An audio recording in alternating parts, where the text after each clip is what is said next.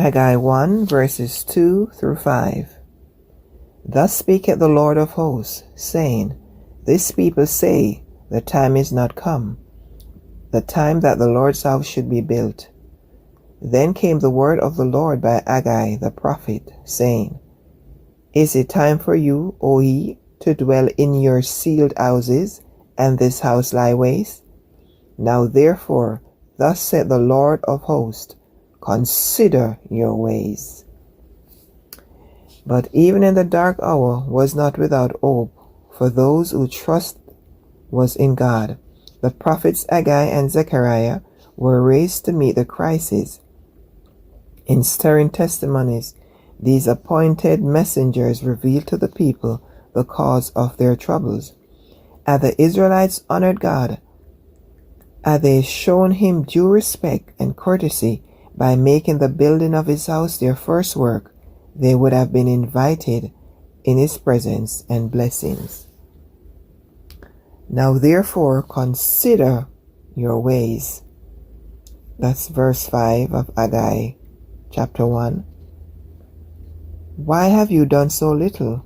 Why do you feel concerned for your own buildings and unconcerned for the Lord's building? Where is the zeal you once felt for the restoration of the Lord's house? What have you gained by serving self? The desire to escape poverty has led you to neglect the temple, but this neglect was brought upon you, that which you feared. Who do you put first? Is God first and foremost in your life? Have you placed the work of God aside for worldly gain? Yes, the Lord wants us to be blessed. The Lord wants us to be prosperous, because he tells us in his word that we will prosper as our soul prospers. He desires that for us. He desires us to be wealthy. He desires us to be blessed. He desires us to have rest. That rest where we are wanting for nothing, we are lacking nothing. That rest where you have everything, both spiritually and physically. That's what it means when you have God's rest.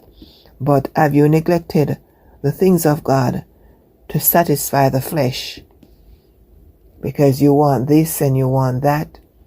You're going after the things that you desire and not the things that God wants of you, the things that God desires of you to do. Have you said yes to the Lord? Have you fully surrendered to God? Are you totally committed to him? Are you walking in total obedience to his word? Have you considered your ways? The chapter further says in verse 6, Ye have sown much and bring in little. Ye eat, but ye have not enough. Ye drink, but ye are not filled with drink. Ye clothe you, but there is none warm. And ye that earn wages, earneth wages to put it into a bag with holes. Thus saith the Lord of hosts, Consider your ways. So, the Lord is speaking. Yes, he'll allow us to go out there and do what we want to do. When we have pushed him to the side to accomplish the things that we want to accomplish, to satisfy the flesh. But it will not satisfy us in the long run, because you'll be just working in vain. You're working tirelessly, but you're not satisfied. You're working tirelessly, but you're not seeing what you're working for.